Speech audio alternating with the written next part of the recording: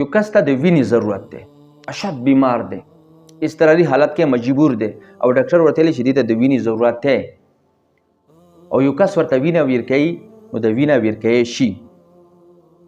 خو په دې باندې به پیسې نه اخلي، معاوضه به نه اخلي او امیدم شته چې الله رب العزت دغه کس ته چې کم وینه ورکا دې ته الله رب العزت ثواب هم ورکي، ځکه چې یو انسان سه ښېګړه وکړه، احسان یې وکړو، نو امید شته ده چې الله پاک دې ته ثواب هم ورکي. او خیال کوي کوم خلک چې وینه جمع کوي، کمې لیبارټري والا یا همداسې کوم خلک ګرځي چې وینه موږ ته راکې مدرسو سکولونو باندې، بیا موږ هغو خلکو ته د وینې ورکوو چې هغوی ته د وینې ضرورت وي، نو دوی ته ډېره په احتیاط وینه ورکړي. اکثر په دې کې ډېر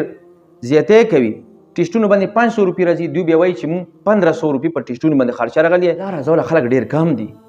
چې الله رضا لپاره د مخلوق خدا خدمت کوي. داسې خلک په دوربین کې به ونه ګورئ، بلکې نن سبا به خوردبین کې ونه ګورئ.